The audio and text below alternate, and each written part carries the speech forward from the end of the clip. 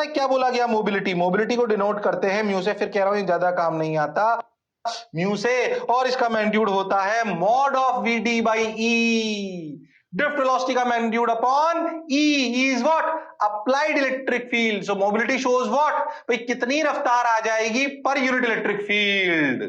अरे हाँ सर, और ये मटेरियल पे डिपेंड करता है, ये यूनिट यूनिट आ गई उसकी, अपन ने ड्रिफ्ट वेलोसिटी यूनिट लिख ली, मीटर पर सेकंड इलेक्ट्रिक फील्ड की लिख ली, फोर्स पर यूनिट कूलम, और अपन ने इस बात को लिख लिया वोल्ट पर मीटर, जो आपको लिखना हो लिख लो।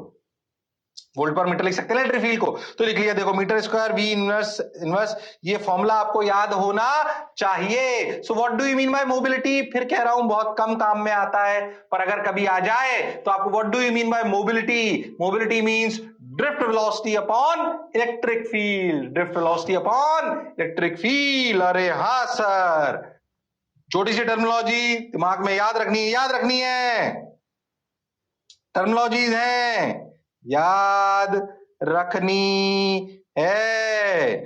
जो भी तक पढ़ाया है करंट इलेक्ट्रिसिटी में, मोस्ट ऑफ द चीज रटनी है, समझ कर, फील कर। मोबिलिटी कितना आसान है घूमना, क्या मटेरियल पर डिपेंड करता है, उसको डिफाइन करा गया drift velocity upon electric field. ओ हो, बात तो सर आपकी बिल्कुल सही है, जोरदार है। ये कहां से आया, ध्यान से देखो, ड्रिफ्ट वेलोसिटी आप लिख चुके थे, याद करो पीछे आपने लिखा था, छोड़ दो, उसको कोई खास ध्यान देना नहीं है, तो देखो याद है पीछे आपने लिखा था। अरे हाँ चलो कह रहा जाओ, drift speed and current density, ये अपन बहुत अच्छे से जानते हैं, आप पहले इस पे बात कर चुके हो, डेल्टा क्यू आई बराबर N E A we d, ये बातें अपन कर चुके हैं, आई बराबर N E A we d. अरे हाँ सर, ओहो, जे क्या है, करंट डेंसिटी, तो क्या इसको लिख सकते हैं आई बाई ए, तो जे को लिख सकते हैं एन ई वी डी।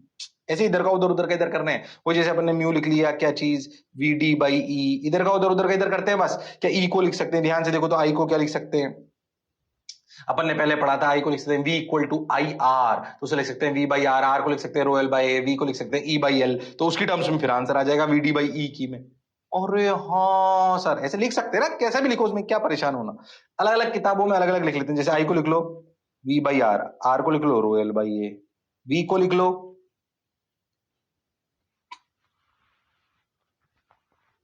ई बराबर minus D V by D R, तो क्या वी बाई एल लिखते हैं, तो ई को अपन सॉरी वी को लिख ले ई एल, तो अपन ने लिखा V by rho L by A, okay, तो वी बाई एल क्या हो गया ई, तो ये क्या हो गया ई ए बाई रो, अरे हाँ, equal to n E A we d, देखो तो ए ने को मार दिया, अरे हाँ अब देखो वी डी बाई ई को लिख सकते हैं one by rho N E A. अब वो जैसे तुम्हें लिखना हो लिख लो, उसमें ऐसे कोई टाइम पास करने की जरूरत नहीं है। तुम्हें क्या बात समझ में आ रही है, इधर का उधर उधर का इधर, अपने को फॉर्मूले क्लैरिटी से समझ में आने चाहिए, कौन कौन से फिर से सुनना, ये सब नाच रहे हैं इधर उधर, v equal to I R, E equal to V by L, R बराबर rho L by A, I बराबर N E A we d, अरे हाँ सर म्यू बराबर वी डी बाई ई, अरे हाँ सर वन बाई रो बराबर sigma, अरे हाँ सर जे बराबर आई बाई ए। ध्यान, और तो कुछ नहीं बचा, हाँ देखो, क्या इनसे इधर उधर करके बहुत सारे फॉर्मूले और बना सकते हैं, तो इनमें आपस में रिलेशन पूछे जा सकते हैं, ये ध्यान में रखो, पर सारी चीजें, सारी टर्मिनोलॉजी समझ में आनी चाहिए। V equal to I R, V potential difference, I current, R resistance को रो एल बाई ए, रो को वन बाई सिग्मा को लिख सकते हैं अपन, क्या सिग्मा को अपन लिख सकते हैं कंडक्टिविटी, वैसे वन बाई आर को वन बाई जी भी लिख सकते हैं, पर वो ज्यादा आता नहीं है, पर फिर भी कभी आ जाए तो भी लिख लेता हूं मैं। So one by R is equal to G, ये कहलाता है कंडक्टेंस। और हाँ सर, आई बराबर N E A we D, drift velocity ये, जे ये, आर ये, रो ये, बल्कि याद करो तो पीछे क्या आया था, रो की वैल्यू भी आई थी, याद करो आर की वैल्यू क्या आई थी, आर बराबर 2 ml square by n square tau. अरे हाँ सर, तो 2m by n square tau, क्या रो आया था, अरे हाँ सर, तो रो को ऐसे भी तो लिख सकते हैं 2m by n square tau, यही आया था ना। अरे हाँ सर, पीछे देखो, हाँ अब देखो, ये सब बहुत सारे फॉर्मूले हैं, इनको इधर उधर उधर करके इनके प्रूफ बताने का प्रयास करा, पर ये थोड़े से दिमाग में याद होने चाहिए। अरे हाँ सर, सारी टर्मिनोलॉजी अपने को क्लियर होनी चाहिए, इधर का उधर का इधर कर सकते हैं। देखो यह सारे यह सारे दिमाग में होने चाहिए। इनसे बनने वाले रिलेशन बहुत सारे हो सकते हैं, ई का उधर इधर उधर इधर, क्योंकि सब आपस में रिलेटेड है। बोलो यस और नो? हाँ सर, बात तो सर आप बिल्कुल सही कह रहे हो। तो दिमाग में सेट होने चाहिए, धीरे धीरे करके मैंने आपको पढ़ा है। ऑल्दो अपन धीरे धीरे आज के लेक्चर में आर बराबर रोयल बाई ए पर फोकस करने लगेंगे, बट ये सारी कहानी आपको क्रिस्टल क्लियर होनी चाहिए। म्यू क्या है? मोबिलिटी है। वीडी क्या है? ड्रिफ्ट वेलोसिटी है। एम क्या है? मास ऑफ इलेक्ट्रॉन है। टाउ क्या है? रिलैक्सेशन टाइम है। एन क्या है? Number of free charges per unit volume है। ए क्या है? क्रॉस सेक्शन एरिया है। वी क्या है? पोटेंशियल डिफरेंस है। रो क्या है? रेजिस्टिविटी है। आर क्या है? रेजिस्टेंस है। 1/r क्या है? जी है, कंडक्टेंस है। बहुत सारी ई क्या है? इलेक्ट्रिक फील्ड है। एल क्या है? लेंथ ऑफ द कंडक्टर है। ये सब कहानी आपस में क्या रिलेट करी जा सकती है? अब बच्चा कंफ्यूज होता रहता है। अरे उनको एक साथ दिमाग में सेट रखो, अगर रखोगे तो कहानी समझ आएगी। और ये जो पहला पोर्शन अपन ने पढ़ा है, इससे डर नहीं लगेगा। अरे बोलो भाई। हाँ सर, बेसिकली जो मैंने अभी तक पढ़ा है ना, उसको एक साथ लिख के मैंने आपको बता दिया। पता जो मैं बोला क्या चमका? हाँ सर, इसीलिए मैं आपसे कह रहा हूं बहुत सारे रिलेशन इनसे निकाले जा सकते हैं। इसको उठा के उधर डाल दिया, उसको उठा के इधर डाल दिया। जो स्टैंडर्ड प्रोसीजर है वो ऐसे है। ये सब याद रख लो, दिमाग में सेट रख लो, इधर का उधर कर सकते हो। अच्छा, हाँ सर, बात तो आपकी बिल्कुल सही है सर। आ जाओ, ये हो गया जे, ये ओम्स लॉ अपन ने प्रूव करा था। ओ हो, देखो ध्यान से, ये कहां से है? फिर एक और रिलेशन थोड़ा सा स्टैंडर्ड देखो, देखो ध्यान से। अपन ने क्या करा? V equal to I R. देखो ये थोड़ा सा स्टैंडर्ड रिलेशन है। देखो V equal to I R, कोई भी कंडक्टर अगर अपन ले, ओ हो, कोई भी कंडक्टर अगर अपन ले तो देखो इस पे ऐसे इलेक्ट्रिक फील्ड आती है। हाँ सर बिल्कुल आती है।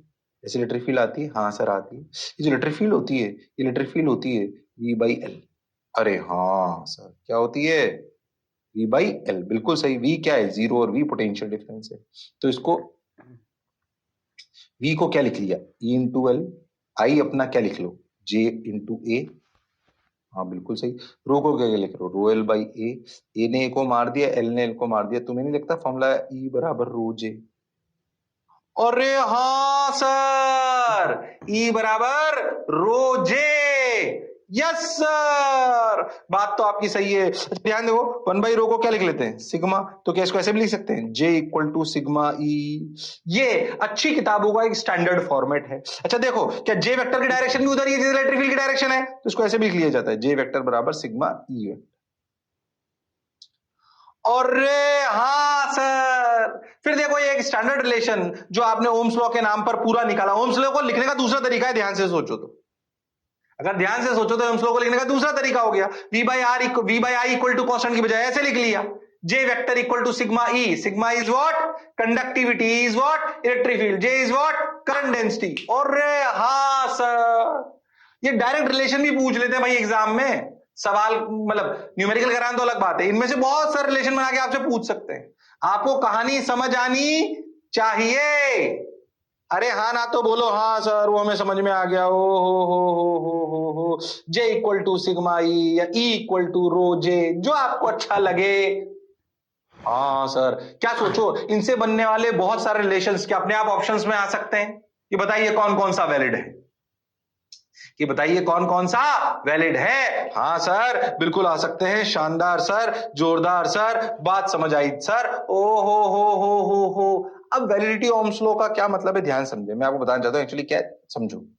जो आपने पढ़ा ना, V/I इक्वल टू कांस्टेंट, ये नॉट ऑलवेज ट्रू। आप ऐसा समझें, कभी कभी V/I का रेशो भी चेंज होता है। जिनमें V/I का रेशो कांस्टेंट नहीं रहता, चाहे वो टेम्परेचर की वजह से हो, चाहे वो समय की वजह से हो, चाहे कोई और भी कारण हो, उन्हें कहते हैं नॉन ओमिक कंडक्टर्स। जो आप पढ़ रहे हो ना V/I इक्वल टू कांस्टेंट, जिस पे अपनी पूरी कहानी बेस होगी। हालांकि हम जो भी पढ़ेंगे, ऐसा समझो हम जो भी पढ़ेंगे वो सब ओमिक होंगे, पर मैं बताना चाहता हूं आपको कि ऐसे भी मटेरियल होते हैं और ऐसे भी सिस्टम होते हैं जो ओम्स लॉ को फॉलो नहीं करते, ऑल्दो वो अपने कोर्स का बहुत ज्यादा हिस्सा नहीं है, बट आपको एक बेसिक ओवरले पता होना चाहिए। तो जो V by I equal to constant को कंडक्टर्स फॉलो नहीं करते, may be due to temperature variation, may be due to something else, उन्हें कहते हैं नॉन ओमिक कंडक्टर्स। क्या बोलते हैं? Non ohmic conductors. देखो, अगर ये V by I equal to constant, यानी कि I और V का अगर स्लोप बनाए, आई और वी का, तो उसका स्लोप क्या बेसिकली 1/r देगा? अरे हाँ sir, v equal to I R. ओहो, अगर I को ले लूं y, तो y बराबर 1/r इंटू एक्स। अगर y है क्या? I और x क्या है? v। अरे हाँ सर, तो क्या स्लोप 1/r है? और अगर ये कांस्टेंट है तो स्ट्रेट लाइन स्लोप है, और जो इस स्ट्रेट लाइन को नहीं फॉलो करते वो कहलाते हैं नॉन ओमिक। क्या कहलाते हैं? Non ohmic. इनकी रेजिस्टेंसेस हर जगह वेरी करती है वोल्टेज के साथ। आप ऐसे समझ सकते कि मैं एक छोटा सा एलिमेंट ले लूं यहां पे, क्या ये हुआ d I by d V? अरे हाँ, ये कहलाएगा 1/r resistance slope, resistance at this potential V1 I1। ओ हो, तो बेसिकली फिर उसमें स्लोप निकाल लेते हैं। जो स्लोप आता है di बाई dv, मतलब स्मॉल चेंज इन आई और स्मॉल चेंज इन v, जो di बाई dv स्लोप आता है वो बेसिकली उस जगह का 1/r कहलाता है। ओ माय गॉड, बात तो सर आपकी सही है, हालांकि इसमें ज्यादा घुसने की जरूरत नहीं है। Not in our syllabus. बोलो क्लियर? बहुत ज्यादा पढ़ने की आवश्यकता नहीं है, अपने को उधर ही फोकस करना है। पर बताया इसलिए ताकि आपको कभी सुन लो तो डरना नहीं है कि ऐसे भी सर्किट होते हैं जैसे सुपर कंडक्टर्स हो गए, कंडक्टर्स मैग्नेटिक फील्ड में अलग तरीके से बिहेव करते हैं। अपने आप पे पता नहीं कितनी पीएचडी है ये। पहले तो जो मैं बोला चमका, अरे हाँ ना बोलो भाई। हाँ सर, बात तो आपकी बिल्कुल सही है सर। तो ओमिक कंडक्टर्स जो ओम्स लॉ को फॉलो करते हैं, नॉन ओमिक जो ओम्स लॉ को फॉलो नहीं करते हैं। तो भाई अपन ये कहानी चलते आए हैं। बोलो भाई। ओहो, मेटल सेट लो वॉल,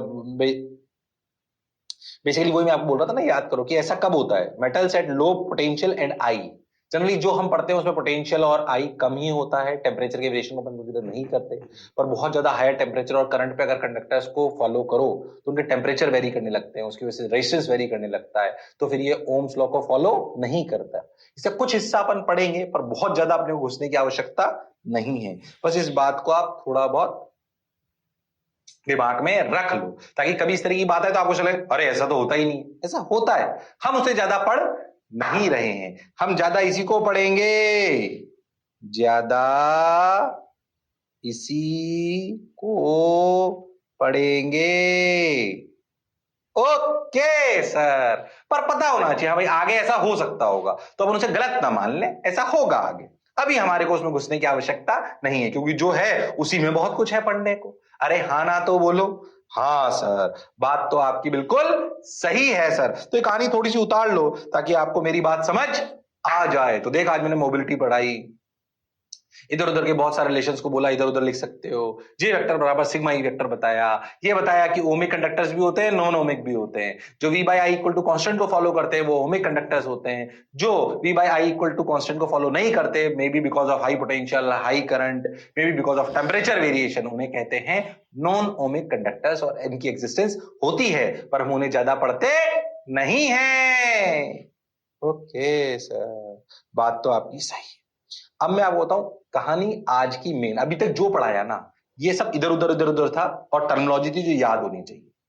अब फॉर्मूला कैसे अप्लाई करते हैं, आर बराबर रो एल बाई ए, वो अपन सीख रहे हैं। याद करो, मैंने आपको बताया था R resistance rho L by A. ध्यान करो, अच्छे से सुनो, आर बराबर रो एल बाई ए। क्या ये एल जो है ये कंडक्टर की लेंथ है? अच्छा, जैसे मान लीजिए मैं आपसे एक बात बोलूं कि भाई जैसे ये कंडक्टर है, बोलो क्लियर? हाँ, क्या ये कंडक्टर की रेजिस्टेंस कांस्टेंट है? मान लीजिए कंडक्टर है, ये कैसे क्यूबर्ड टाइप दिख रहा है ना, हाँ, है ना? हाँ सर, ये जो क्यूबॉइड टाइप चीज दिख रही है, मुझे बताओ क्या इसकी रेजिस्टेंस फिक्स्ड है? क्या इसकी रेजिस्टेंस फिक्स्ड है?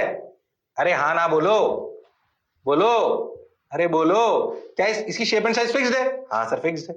तो क्या इसकी रेजिस्टेंस भी फिक्स्ड है? बोलो भाई, अरे बोलो भाई। क्या this conductor has fixed shape and size? Yes. क्या this means this conductor have same, this conductor have fixed resistance? Yes और नो?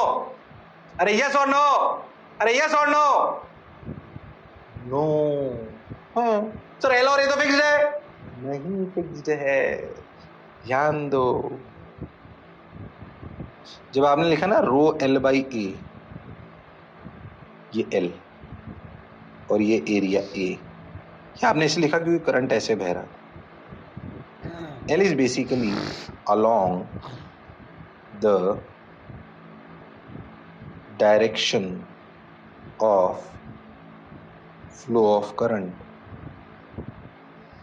और ये हाँ, एंड इज एरिया ऑफ, ओ हो, area of cross section. Oh my God! L equal to along the direction of flow of current and area of cross section. Oh my God! बात तो sir आपकी बिल्कुल सही है, थोड़ा टेढ़ा सा लग रहा है, सीधा कर लेता हूँ सोच।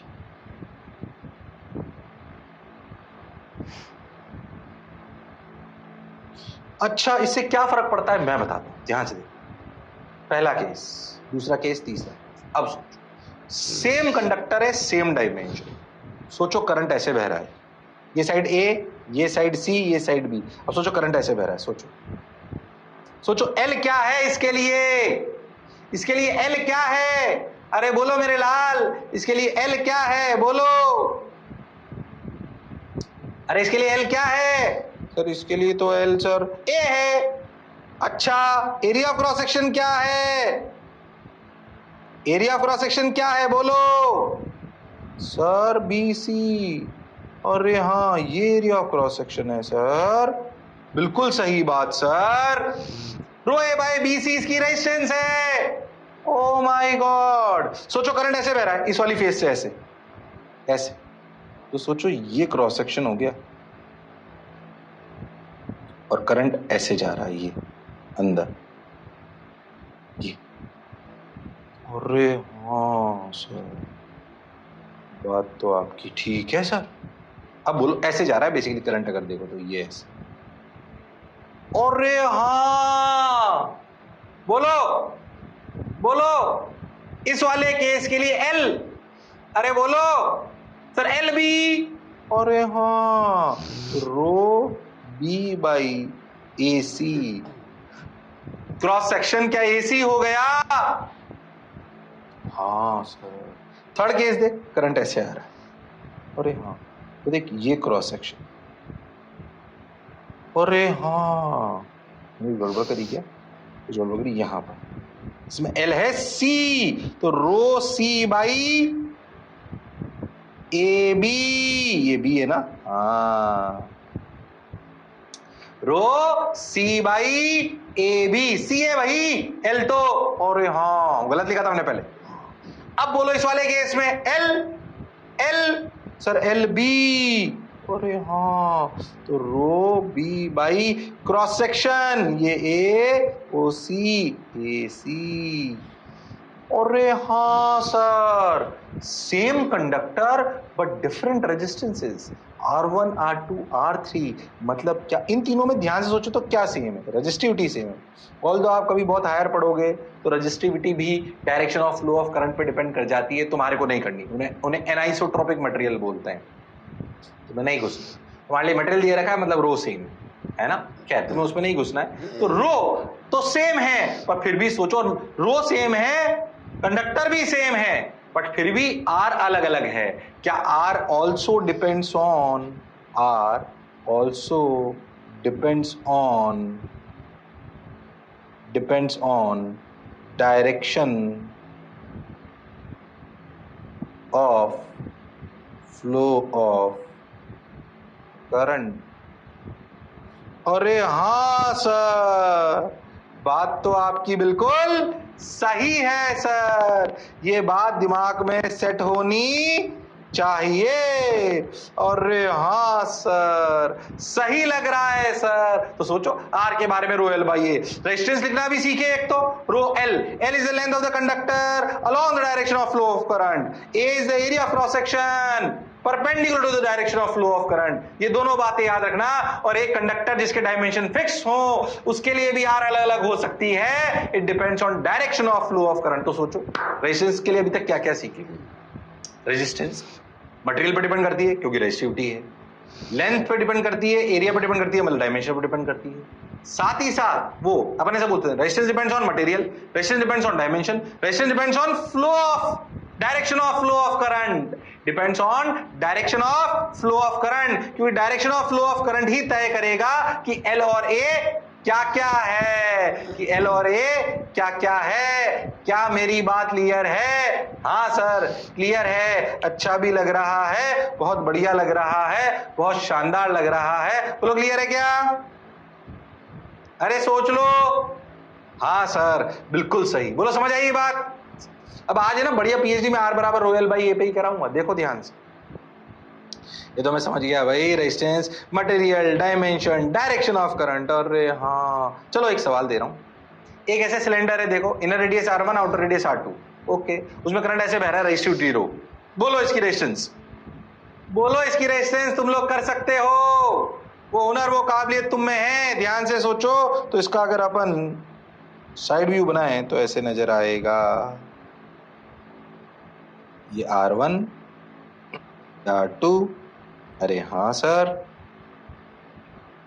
और ऐसे करंट अंदर जा रहा है। अरे हाँ सर, बोलो क्लियर है क्या? इस हाँ बोलो, बोलो साइड व्यू बनाया अपन ने। अब बोलो करंट की डायरेक्शन दे रखी है आपको, देखो ध्यान से, कंफ्यूज नहीं होना, करंट की डायरेक्शन दे रखी है। बोलो इसकी रेजिस्टिविटी, सॉरी रेजिस्टेंस क्या होगी, रेजिस्टेंस का फॉर्मूला क्या होगा? वो हुनर वो काबिलियत तुम में है। अरे देखो, करंट ऐसे बढ़ा, लेंथ कितनी एल, तो rho L by area by R2 square minus R1 square. अरे एरिया ऑफ क्रॉस सेक्शन तो पाई R2 square minus R1 square है, जो चेंज नहीं हो रहा। और कितनी लेंथ में अपन ट्रेवल कर रहे हैं? L में। तो इस सिस्टम की रेजिस्टेंस ये है। अरे हाँ सर, बात तो आपकी बिल्कुल सही है, मजा भी आ रहा है। बोलो क्लियर है क्या?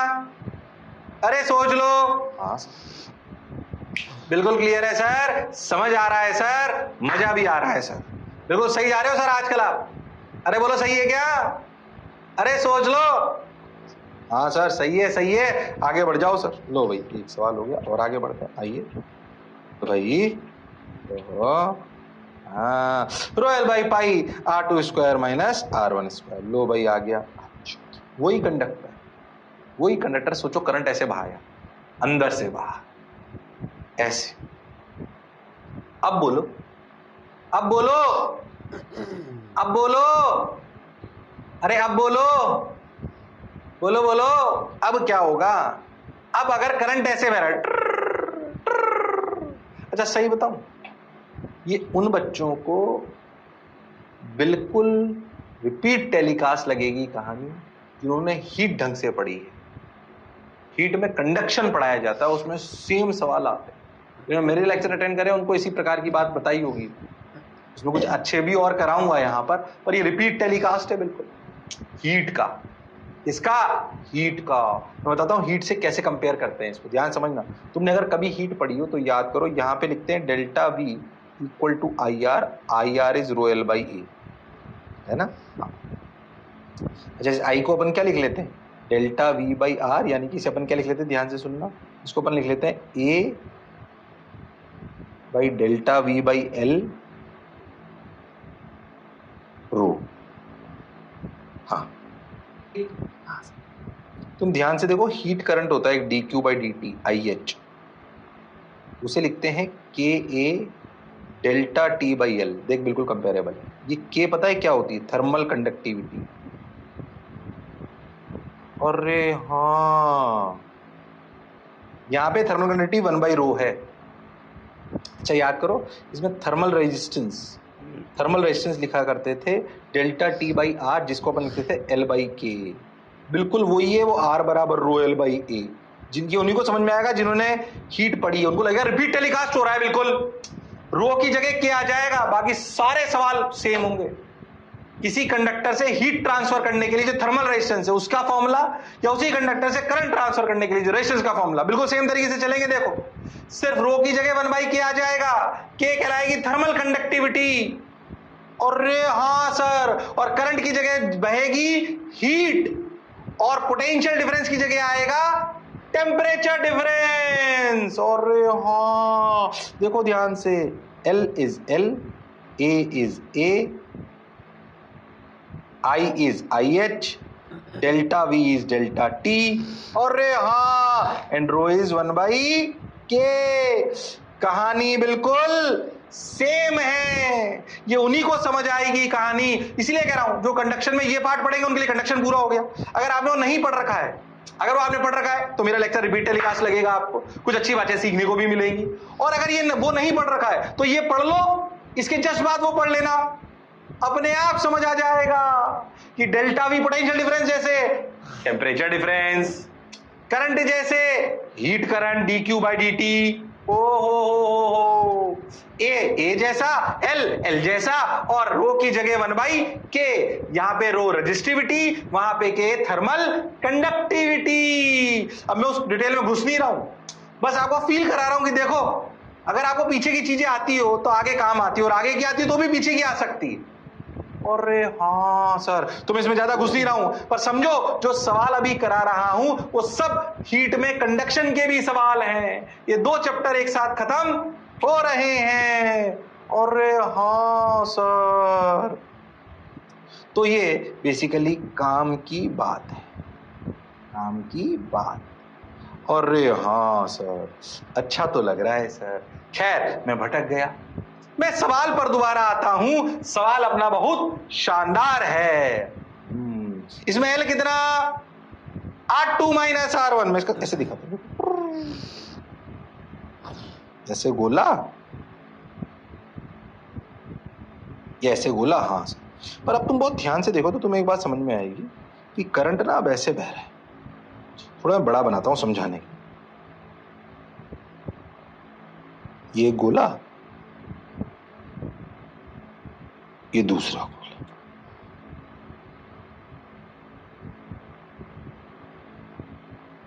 ये दूसरा, ठीक। अब देखो करंट जो है वो अपना मान लो ऐसे जा रहा है, ऐसे जा रहा है ना करंट, तो अगर साइड व्यू देखूं, अरे हाँ सर करंट तो ऐसे जा रहा है। तुम ध्यान से देखो तो करंट फैल रहा है। एल लेंथ शायद आप सोचो कि R2 माइनस R1 है, ठीक। हाँ सही भी है, वो लेंथ कितनी, R2 माइनस R1। और आप बहुत ध्यान से देखो तो एरिया क्या लोगे, अंदर वाले सिलेंडर का कर्व्ड सरफेस एरिया कि बाहर वाले का। बोलो सरफेस एरिया तो ये है ना जो कर्व्ड सरफेस एरिया है। किसी भी सिलेंडर का कर्व्ड सरफेस एरिया क्या होता है, 2 पाई r इंटू एच, यानी कि 2 पाई r l। अब R कौन सा लोगे, R1 की R2। हाँ इसमें तो एरिया चेंज हो रहा है, इसमें तो एरिया चेंज हो रहा है। और हाँ सर, बात तो आपकी बिल्कुल सही है सर, एरिया चेंज हो रहा है। ये साइड वाली चीज उतार लो, काम की बात मैं उसे मिटा दूंगा, इसे रब करूंगा, उतार लो काम की बात, फिर इस पे वापस आता हूं, ध्यान से समझाता हूं, फील करता हूं। ओ हो, बात तो सर आपकी बिल्कुल सही है सर, जोरदार। इसे रब कर दूं, हाँ सर कर दूं। देखो अब देखो,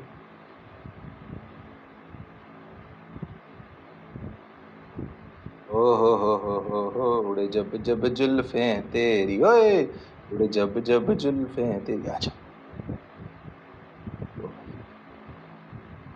लो भाई, R1 R2 R1 R2 रो, ठीक सर, बहुत बढ़िया सर, ओके।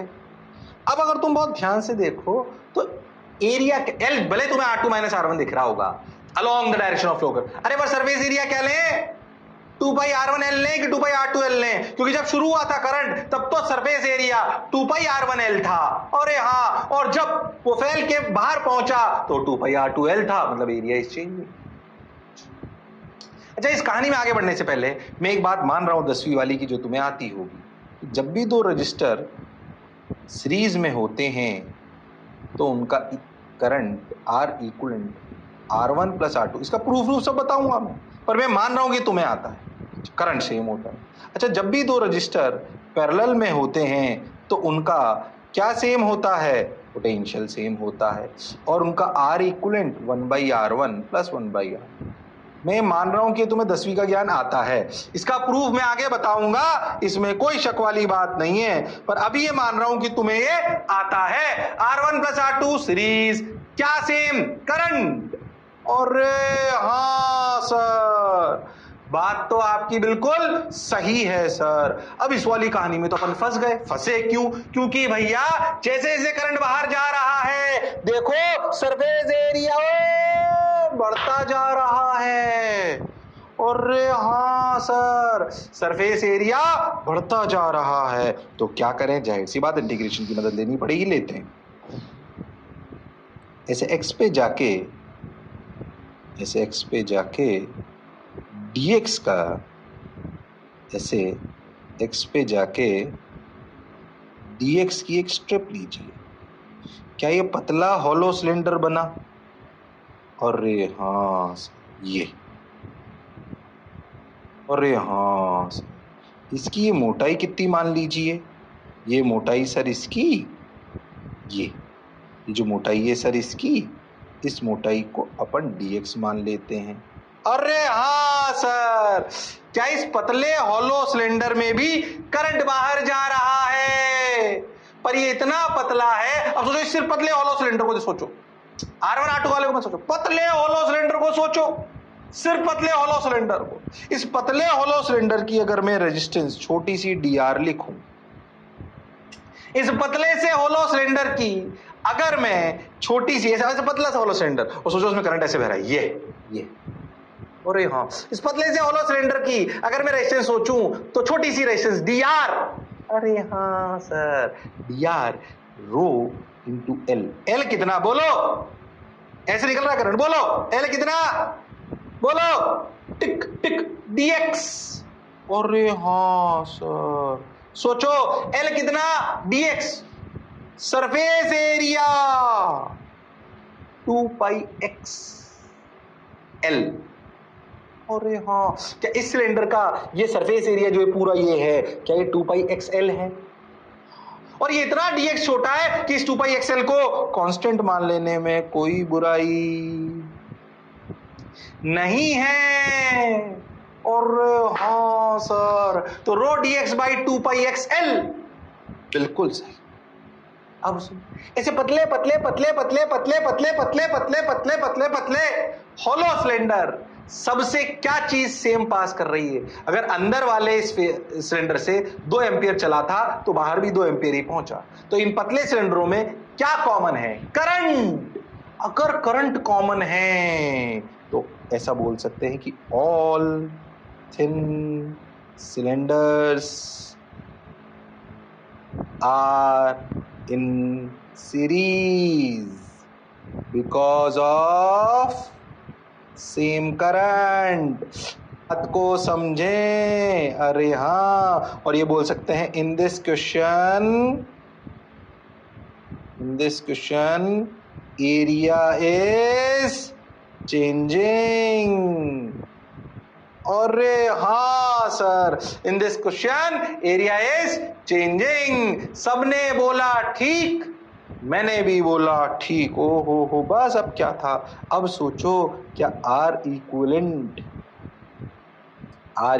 क्या होगा? इंटीग्रल dr, क्योंकि सब dr डायरेक्ट जुड़ेंगे।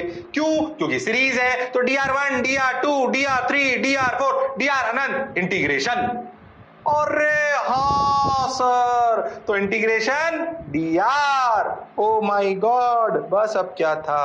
रो बाई 2 पाई l कॉमन आ गया, dx by x इधर आ गया। ओहो, आर इक्विवेलेंट के लिए x की लगाइए लिमिट, बोलिए कहां से कहां तक? सर R1 से R2। जोरदार सवाल, जबरदस्त सवाल, शानदार सवाल। तो rho by 2 pi L 1 by X का इंटीग्रेशन ln x कितना? ln x तो लिखा गया ln R2 by R1, ln R2 by R1। सबने बोला ठीक, मैंने भी बोला ठीक। क्या पिक्चर क्लियर है? आंसर आ गया। जबरदस्त सवाल। सोचो, वही सिलेंडर, इससे पहले वाला सवाल कितना आसान, वही सिलेंडर कितना टफ। मैं 2-3 सारे अच्छे शानदार सवाल कराऊंगा तुमको। हाँ, तो भले घबराओ पर मैं कराऊंगा। जबरदस्त, रियल फील जिसे कहते हैं। हाँ सर, अब सोचो बिल्कुल सेम सवाल, क्या हीट में भी आ सकता है? रो की जगह क्या जाएगा? 1/k, बाकी सब सेम है। आपसे पूछ लिया what is the thermal resistance when heat current is flowing from R1 to R2, then thermal resistance में रो की जगह क्या जाएगा? 1/k, बाकी सब सेम है। अरे हाँ सर, खैर मैं उस पर ज्यादा अभी नहीं जा रहा। क्या मेरी बात समझ आई है? हाँ सर आई है। क्या सीरीज, क्या पैरेलल, कैसे एलिमेंट लिया, क्या करा? 2-3 सवाल मैं ही कराऊंगा अच्छे, डरना मत, मैं ही कराऊंगा शानदार। ओके,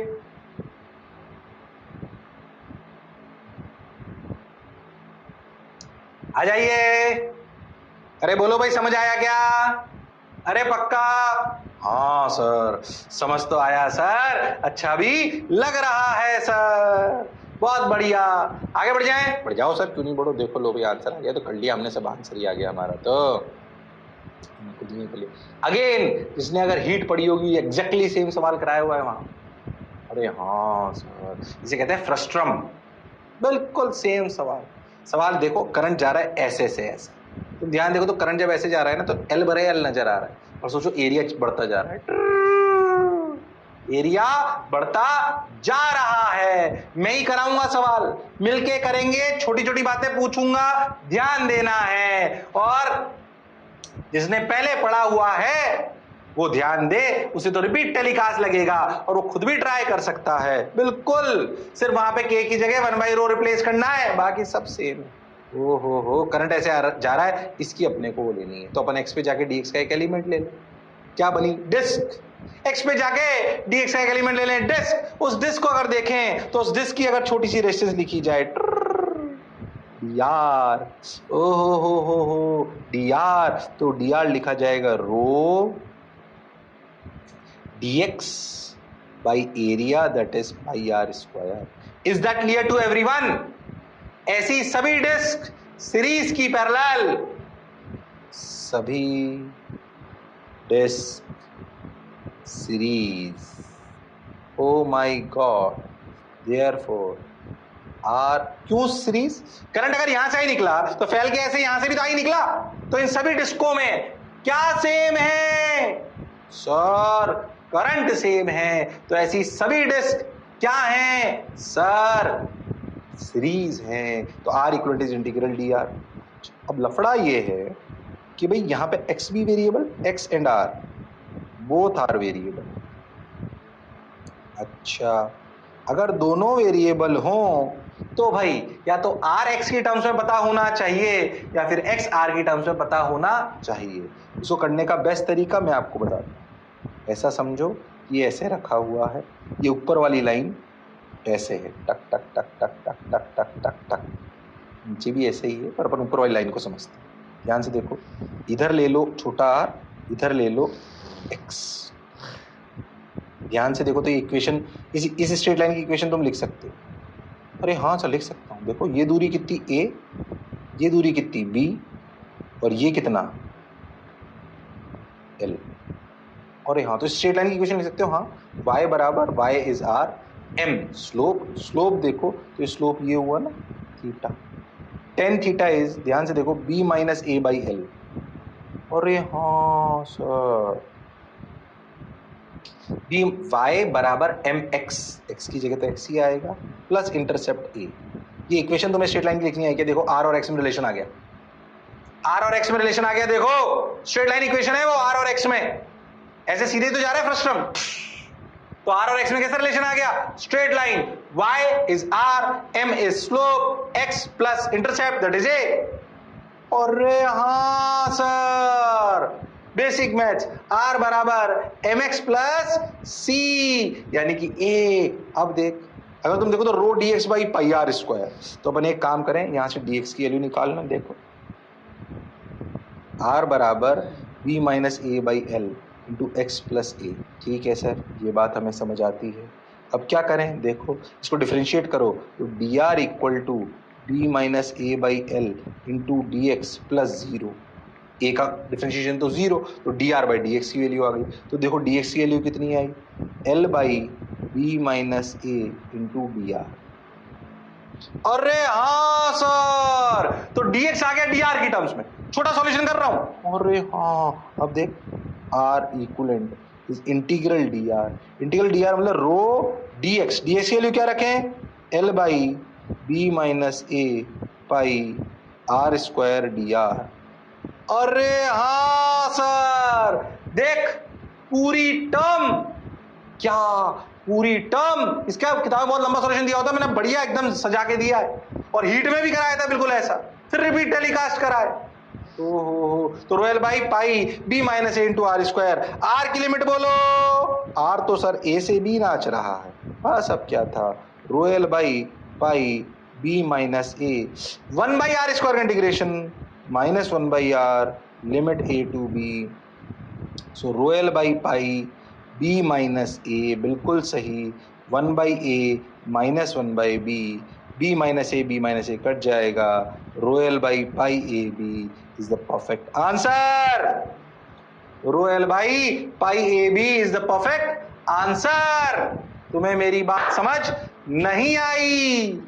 अरे आई कि नहीं आई? आई सर. अरे पक्की बात, सोच लो. हाँ सर.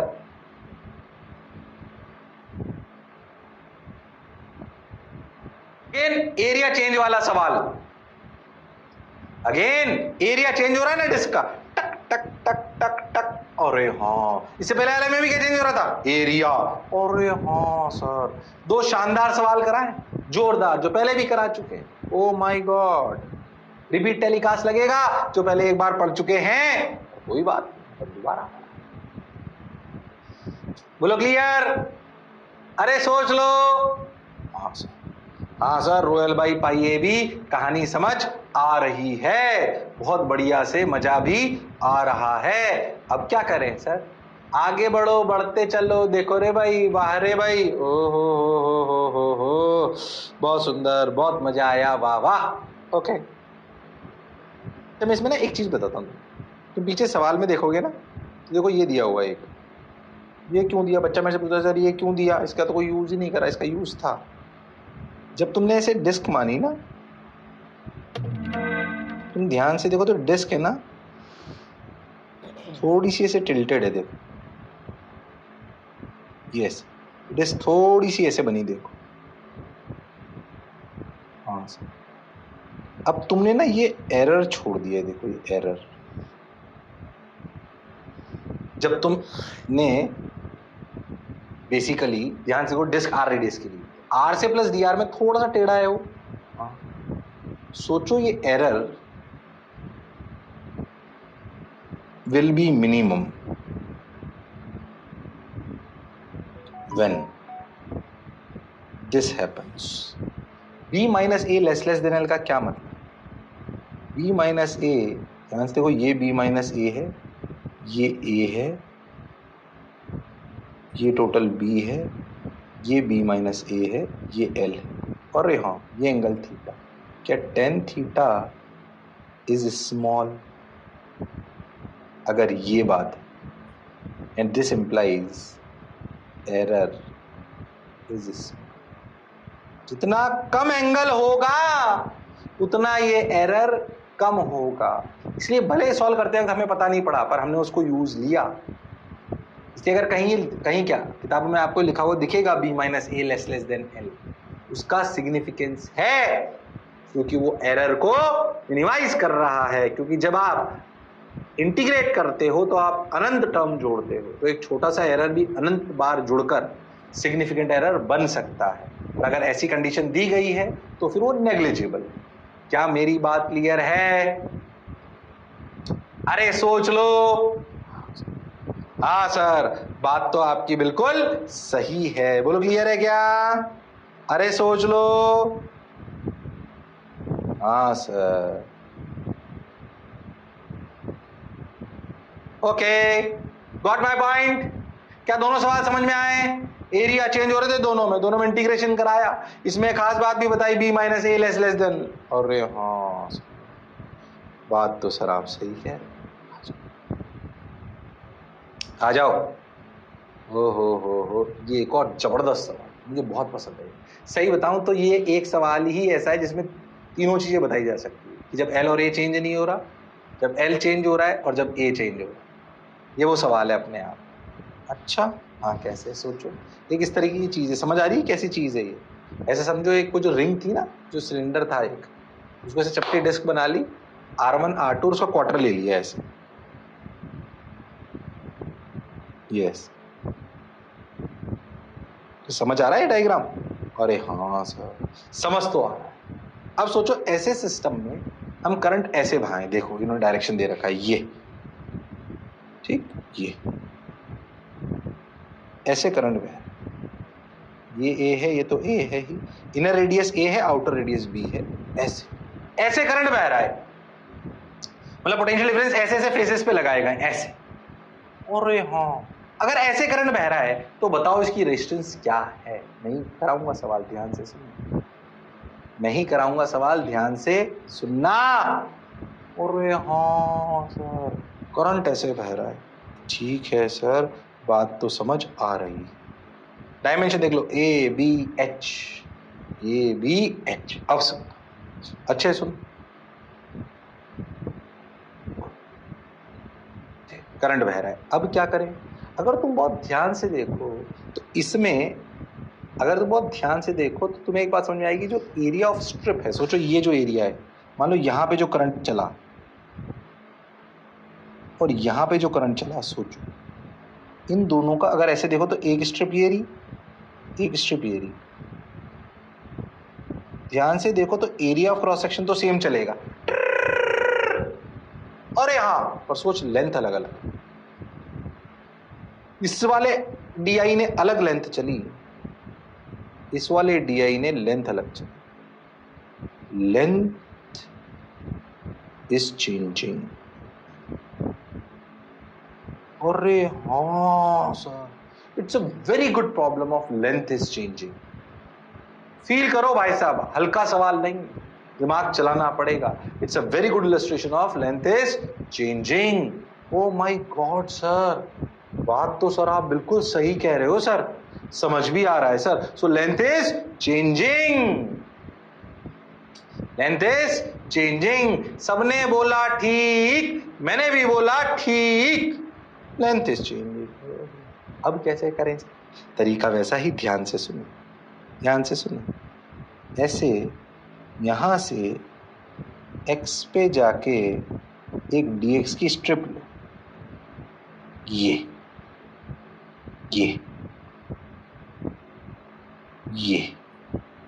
dx की स्ट्रिप ये रही। इस dx की स्ट्रिप को तुम यहां देखोगे तो वो ऐसे दिखाई देगी, देखना ध्यान से। ये यहां से x पे गए, ये dx, ऐसे ऐसे करंट जा रहा है, तुम ध्यान देखो तो ऐसे दिखाई देगी।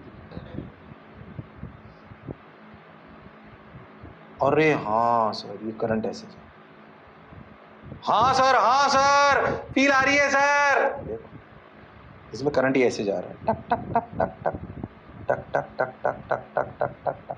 समझो इसमें करंट बह रहा है DI। अब पहले सोचो DI है कितना।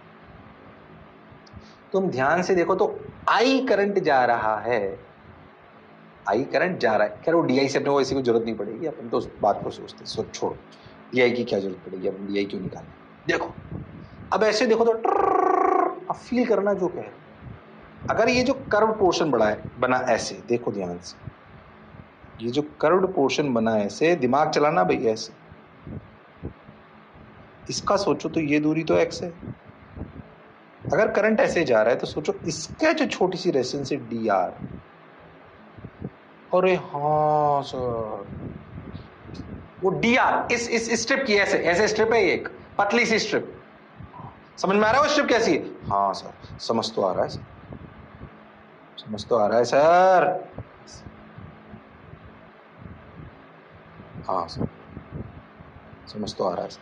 अब वो जो स्ट्रिप है dr, सोचो उसका रो l कितना है, तुम बोलो l कितना है, करंट ऐसे जा रहा है, इस स्ट्रिप का l कितना है बोलो, इस स्ट्रिप का l कितना है बोलो, अरे l ही तो चेंज हो रहा है, l है ध्यान से देखो इसका r के π/2, तो π/2 इंटू x, अरे हाँ r थीटा होता है ना, r कितना x और थीटा कितना π/2, तो π/2 x या फिर 2πx का 1/4, तब भी वही आए l।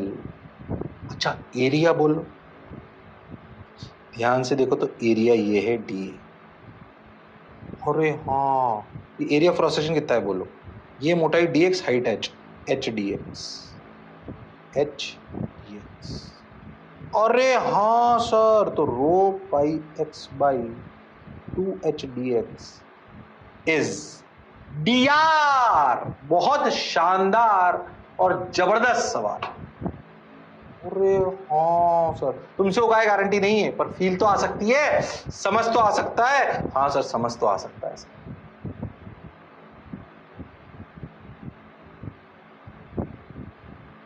Row pi x by 2h dx, rho pi x by 2h dx, oh my God, बात तो समझ आई सर। अब सोचो ये dr dr dr dr dr dr dr dr dr dr dr dr dr dr dr dr series है कि parallel है, ऐसी strips strips strips strips strips strips strips का ये सेक्शन बना, पर वो सीरीज है कि पैरेलल है, वो सब पैरेलल है, बोलो क्यों? देख यहाँ पे अगर V पोटेंशियल है और यहाँ पे 0 है, तो all the strips have same potential difference. Current same हो जरूरी नहीं है, क्या सेम है? पोटेंशियल डिफरेंस, क्योंकि यहां पे ऐसे, यहां 0 यहां भी, तो हर स्ट्रिप पे 0 भी, हर स्ट्रिप पे 0 भी, अरे हाँ सर, तो सब भैया पोटेंशियल डिफरेंस सेम है। अगर पोटेंशियल डिफरेंस सेम है इंप्लाइज ऑल स्ट्रिप्स, जबरदस्त सवाल है, are in parallel. Oh my God, अब सोचो क्या 1/r equivalent is 1/dr1 plus 1/dr2 and so on, that is equal to 1/dr। So 1/r equivalent is equal to integral 1/dr। वैसे पता है एक अच्छे बच्चे को अपने आप पता पड़ जाता है कि इसे उल्टा करके इंटीग्रेट करना पड़ेगा, क्योंकि देख dx नीचे आ रहा है, ये साइन है कि पोटेंशियल डिफरेंस सेम रहा होगा, पैरेलल में आए। अब देख 1/dr लिखो, 1/dr is what, 2h by rho pi dx by x, और हाँ integration, so 1/r equivalent is 2h by rho pi integration dx by x, x की लिमिट इनर रेडियस से आउटर रेडियस, a से b, प्राण निकल गए, 2h by rho pi ln b by a, r equivalent की value आई rho pi by 2h ln b by a। जबरदस्त सवाल, बहुत कम किताबों में ऐसे सवाल कराते हैं जिनमें लेंथ वेरी करा, मैंने कराया आपको, मैंने कराया आपको भाई साहब, शानदार जानदार जबरदस्त।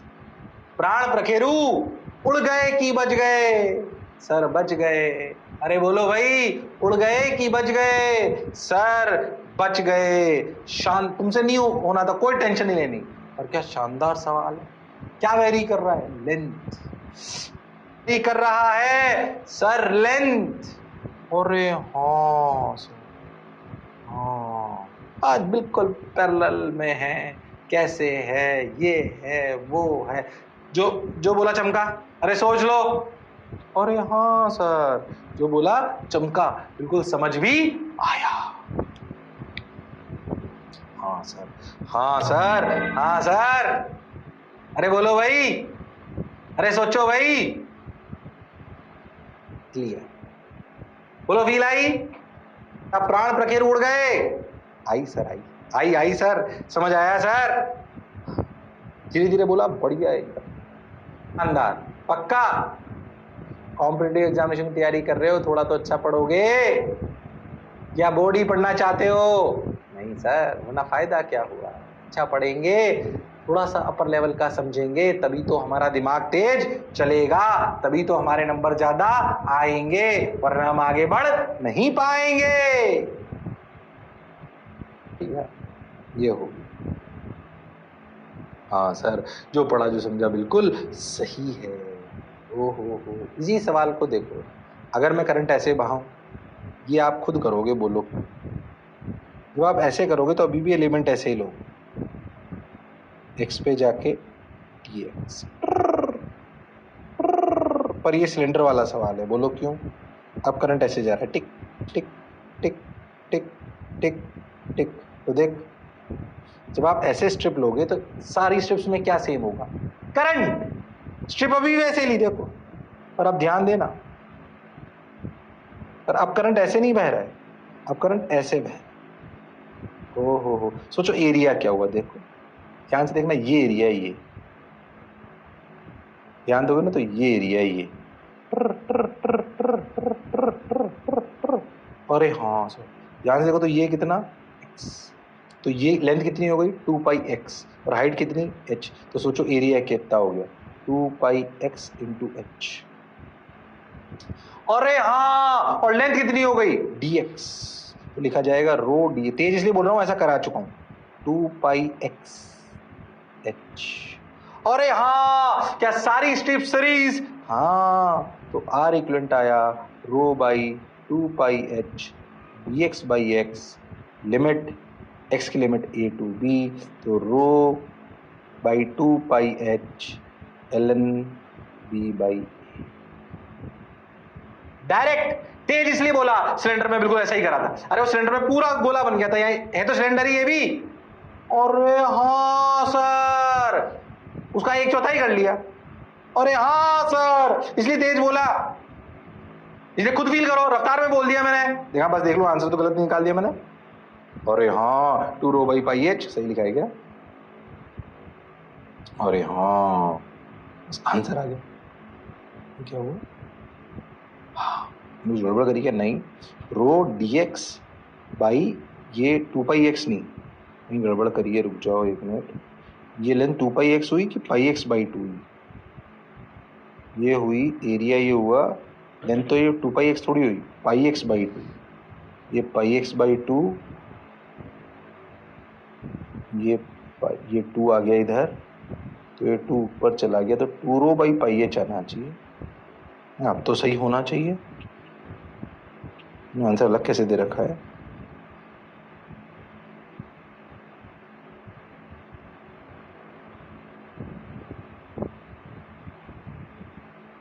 हाँ सही, तो 2 रो बाई पाई एच सही है, बिल्कुल बिल्कुल सही है।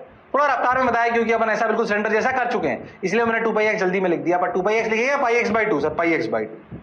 जो पढ़ा जो समझा बिल्कुल सही है। और हाँ सर, बात तो आपकी बिल्कुल सही है। देखिए वही सवाल, एक में लेंथ चेंज हुई, एक में एरिया चेंज हुआ, एक में लेंथ चेंज हुई, एक में एरिया चेंज हुआ, इसमें कोई शक और संशय वाली बात नहीं है। अरे वाह सर, बात तो सर सही लग रही है सर, सही चल रहा है सर, बहुत बढ़िया सर। अब देख आंसर आ गया, हो इसी का देख एक और। अब करंट ऐसे बहे, ऐसे, ये ये ये पूरा ऐसे ऐसे, समझ में आ रहा है कैसे कैसे? बोलो इसका आंसर ओरल तुम बोलोगे, बोलो बोलो, क्या चेंज हो रहा है? एल ए, क्या चेंज हो रहा है अगर करंट ऐसे बह रहा है ऊपर से नीचे? छक छक छक, बोलो क्या चेंज हो रहा है? एल की ए, कुछ चेंज नहीं हो रहा। L है h, एरिया क्या है ध्यान से देखना, पाई b square minus a square by 4। ये एरिया आएगा ना, क्रॉस सेक्शन एरिया, तो यही हो गया ना। अरे हाँ, तो इसकी रेजिस्टेंस पता है क्या हो गई, rho L is h by pi b square minus a square by 4। 4 rho h by pi, देखें कुछ गड़बड़ तो नहीं कर रहा हूँ, हाँ 4 rho h by pi b square minus a square. कोई एलिमेंट लेने की इसमें आवश्यकता नहीं है। सोचिए एक ही इलस्ट्रेशन अलग अलग करंट की डायरेक्शन के लिए 3 सवाल बन जाते। अरे हाँ, कोई मान लो बिल्कुल टॉप बैच को पढ़ा रहे हो या कुछ ऐसा हो कि भाई फटाफट पढ़ाना है, तो बस एक इलस्ट्रेशन ले लो, एक ये शानदार, तीनों कवर कर देता है, एरिया चेंज, लेंथ चेंज, सब दोनों कांस्टेंट। अरे हाँ, मतलब बढ़िया क्लासिक कहानी। सिर्फ अगर कंसेप्ट डिलीवर करना हो तो, प्रैक्टिस बहुत ज्यादा नहीं करानी हो तो। पर मैं 2-3 प्रैक्टिस इसलिए कराई क्योंकि चीज अच्छी है, इसके लिए दिमाग चलना चाहिए, तभी अपने को R बराबर रो L बाई A की कहानी समझ आएगी, वरना होना संभव नहीं है। हाँ सर, सही लग रहा है सर, सही जा रहे हो सर आप, ओके जा रहा हूं तो बहुत बढ़िया, आगे पढ़ते हैं। क्या हाँ आंसर आ गया सर, अच्छा भी लग रहा है, बहुत बढ़िया, बहुत सुंदर, बहुत मजा आया। देखो ये सवाल फिर से सुनो। एक रॉड है, रेजिस्टेंस R, लेंथ L, उसको पीट पीट कर हमने 1.5 L लेंथ का कर दिया। ऐसे ऐसे एक रॉड थी, उसको पीट पीट के उसको 1.5 L का कर दिया। पहले अगर उसकी रेजिस्टेंस R थी तो बाद में क्या होगी, ये सवाल तुम कर सकते हो खुद से। एक रॉड थी L लेंथ की, या जो भी लेंथ थी, उसकी जो भी लेंथ थी, उसकी लेंथ से उसको 1.5 L लेंथ कर दिया पीट पीट के। पहले भी यूनिफॉर्म थी, बाद में भी यूनिफॉर्म है, बट पीट पीट के उसको 1.5 L लेंथ लंबा कर दिया। कर सकते हैं, हाँ कर दिया। तो बताओ जो पहले रेजिस्टेंस अगर R थी, मटेरियल तो वही है, रेजिस्टिविटी तो वही रहेगी, तो बताओ अगर उसको ऐसे उसी रॉड को पीट पीट के 1.5 L का कर दिया, तो बताओ नई रेजिस्टेंस क्या होगी, बोलो।